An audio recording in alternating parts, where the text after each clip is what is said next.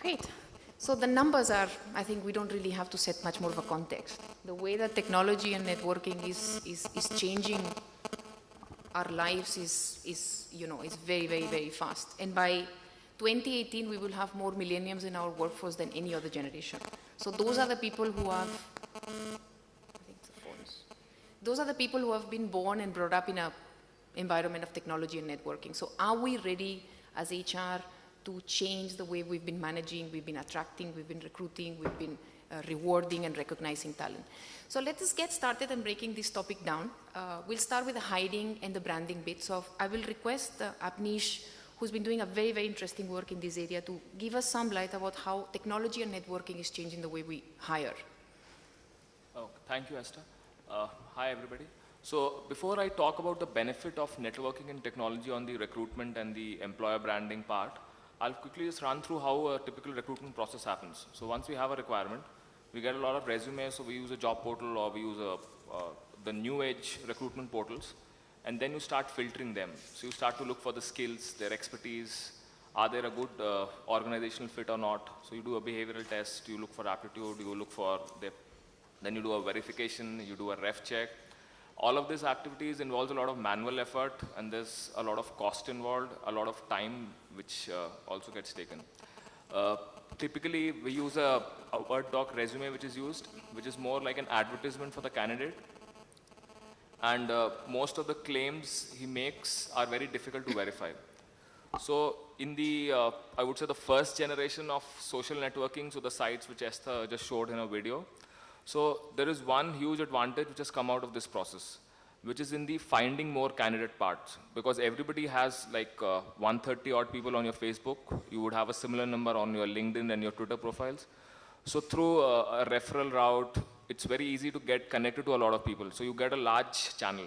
But as far as the other parts are concerned, we really haven't made a huge dent there.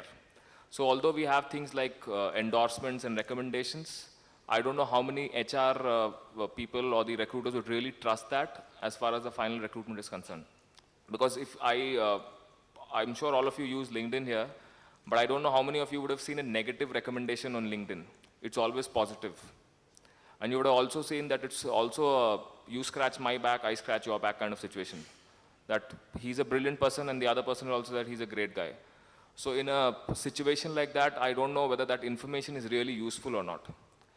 I would say in a regular ref check process also, when we are supposed to provide references, we always provide references of somebody we know very well, and we know that he's going to give us a good feedback.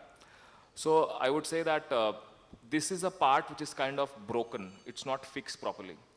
In addition to this, the other thing which you claim on your resume is also something which is, I would say, not well verified or validated. And the next generation of social media, as far as recruitment is concerned, is where these things will probably get fixed. So when I say probably get fixed, it's not that it's something which is here right now, but yes, so I would say that we have started to take baby steps towards fixing these issues. So issues like your behavioral fit, as well as your expertise, your intent. So some of the websites which we didn't see in the video Esther ran is something, I know a lot of you would have heard about Glassdoor. And you would have heard about Quora, for example. So how does a Quora or a Glassdoor help somebody do what you don't do in your typical recruitment process? So like I said previously, that whatever you have mentioned, see, I would say it is movement from an advertisement format to a social advertorial format. So an advertisement is something where you just keep saying good things about yourself. In a social format, there is greater transparency. There is, because it's an advertorial also, so it's not just all good things, it's also a very balanced view. So for those of you, how many of you have used Quora, for example? Okay, so yeah, so that's the reason it's not so popular yet as far as recruitment is concerned. Let's see, Quora is a question answer forum which has the CEOs of the biggest internet companies there. And people are answering questions and responding to that, and people are rating. So if I were to say that if there is somebody who's used Quora and is an authority and has got a badge on Quora for an expertise on social media or internet marketing, then it really counts for something. And unlike an endorsement which you can get on LinkedIn, you can't get that through hook or crook. You really have to be an authority on a subject, and you have to be very well read to get a badge on Quora, for example. So that is what is possible through the next generation of social media properties. That issues like validating what's on your resume, getting a truer measure of how good you are on something, what is your true intent, what is the organization which you want to join, which is the skill at which you are really good, is something the next generation will be able to do for us. There are obviously challenges, like I said, the information has to be in a format which the recruiter wants to use. It also has to be measurable, so you can say this person is better than this other gentleman. But yes, we have started to take baby steps towards the next generation of portals. So I'll just quickly end this part with a small example of another portal called Path. So what Path does is that you have a lot of technical platforms, again, question and answer forums. So it integrates that information to show expertise on topics related to technology. And recommendations are based on the expertise of the person who's rated you. So if I say that I am an expert on Java and I've got an endorsement from somebody, so unless and until his Java score is also good, that endorsement really doesn't count for anything. So I'm sure that you would appreciate that as compared to a plain vanilla endorsement which you get on LinkedIn, an endorsement like this makes much more sense and is much more useful for a recruiter. I would say that on the employer branding part as well, the same thing is going to happen very soon. So again, from an advertisement model, when everybody says that I'm the best employer, I'm a great place to work, it will slowly move into the social domain where people will write reviews about their companies, and a job seeker will actually get to know how good an organization is, and he will be able to take a much more informed decision as to, yes, this is the organization I want to join. And the power of social media, as all of us have seen, is so that no organization, however big it is, can really control the power which it has. So if you are a bad organization, so whatever advertising you do all the print ads in the world, you go on TV, but social media will kill you if you're not good enough. And so as far as in both the domains, a candidate is trying to pitch himself as a great employee, a great employee. The company is trying to pitch itself as a great place to work. Thanks to social media, we'll come to a stage very soon in the next generation of social media properties where both this will become so transparent that it will be much easier for people to take a decision in terms of who to hire and which company to join. I think, yeah. Thank you. Thanks very much. So I want to go a little further with Yogesh. So Yogesh heads the fastest growing India-based professional. I think now you've anyway gone global, but the beginning was in India. So do you agree that the first generation of professional networking sites had a lot of limitations and maybe that's not useful anymore for HR professionals?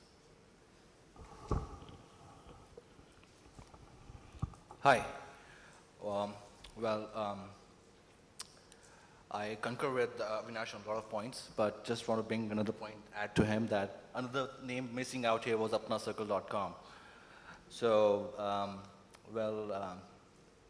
just to give you a brief about Apna Circle, because just to you guys know what Apna Circle is, I founded this company in 2006 with zero base, and then in 2009 I merged my company with a French company called Viadio in China, TNG.com, and the reason was critical mass. For any social media to have some sense and some value, you need to have critical mass. If you go to any networking site, social media site, you are alone, it doesn't work for you. You need to have critical mass. For that reason, we were there. There were some numbers which were showing up about LinkedIn and so on. Let me add another number. We sign up a member around the world in every 2 seconds and 3 seconds. So in every 5 seconds, we sign 2 people in the world. That's a good number. So that's what Apna Circle is right now. And the way we are, it's a global strategy, global plus local strategy. So I concur with Avinash, but let's talk some disruptive thought process. Let's talk some disruptive. I'm sorry, but there are certain statements I'm going to make. I believe job boards are going to become obsolete in 4 or 5 years. Okay? Branding yourself of any professional is very important, and it's going to become more important in this digital era. Every professional, branding themselves is very important. Third thing is something called reputation dashboard. How do you manage reputation, which is very important, and that's what he was talking about. We'll talk more about scorecards, we'll talk about social graph and how can we attain and how can we do that. And last point I want to leave with is the definition of a stranger is becoming blurred in this world. The stranger.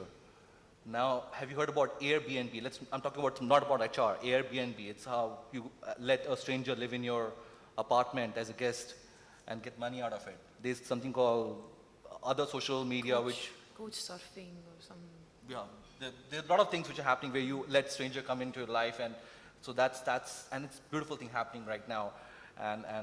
So anyway, those are the disruptive ideas. And another point which I want to make is about social media, as we talk about this generation, that we have only achieved 5% of innovation we can do in social media. 95% is still yet to happen. And you will see a lot of innovation happening in future. And myself, we're trying to do a lot of innovation. One thing which Avinash brought up is that how do you, we talked about LinkedIn, yeah, it's my competitor, but it says that you scratch my back, it's all good reputation. But now things are coming into scorecards. How do you career assessment with skills? How do you measure that percentile of global, taking the social graph, professional social graph, and putting that into the reputation dashboard, and managing that reputation dashboard, plus for your skills also, which is becoming really important.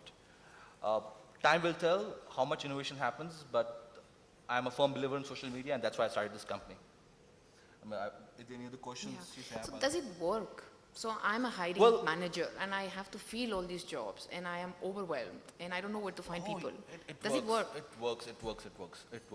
The thing is that it doesn't work as efficient as we desire, but that desire is, again, it's going to be always, as we innovate, that desire will get smaller, but you'll find more issues somewhere else. But let's compare as to what we have right now. We have job boards right now, correct? So let's compare job boards with social media. Job boards, you get a lot of quantity. You do a search on Java, you'll get 10,000 resumes. Then just imagine the amount of tasks you have to go through to 10,000 resumes. It's just crazy. Whereas social media get quality and let the network decide whether this person wants to. And the biggest advantage for any professional with social media is that you can directly be in touch with the recruiter itself. There's something called Company Page. I just launched Company Page last month, and it's doing very well in Europe. People are, because Company Page let the company show their culture, because nowadays every company needs to show the culture where the person fits that culture. Skills is one level. Skills is okay, fine, but culture is also important of a company. You can have a brightest genius Java coder or Ruby on Rails coder, but if his attitude or his culture doesn't fit the company culture, it won't work. So that has become really important. I believe that, that the company culture, it should match the principles, the way the person should be able to interact with the team, the managers out there, other professionals out there, see what other people are talking about. A person should be able to see what is the average age of that group. And when people leave that company, where they go, you can do all that on social media. Where the people coming from, you can see the whole history, you can see the whole social graph. If you go into deep, you can see all different kind of matrices. You can see all different graphs.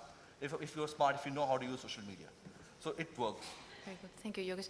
So one interesting point you talk about, we're not strangers. So even companies are not strangers anymore. You have access to information. So for any of us who, for example, are looking at getting started in the social media, we want to, maybe our company is not doing much in social media from the employer branding perspective. How do we, and maybe that's a question for all of us, how do we get started? What's the first thing we do as an organization? See, I would say that there are two kinds of organizations. One organization is a progressive organization, which doesn't say that if people will write reviews, my employees will write reviews about me, then I'll start to look bad, so I should run away from this. So that's a progressive organization. The other organization is, which says that, okay, I will start to look bad, so let me completely stay away from it. So if you, in your mind, if you have decided that you are a progressive organization, that's the first and most important step. Once you have done that, then you need to just open yourself. You need to see, a lot of people come and ask questions, right? But sometimes you don't want to respond to it. I will actually take another example to make that point. All of us, a lot of people use Airtel, right? And we have a lot of complaints with Airtel.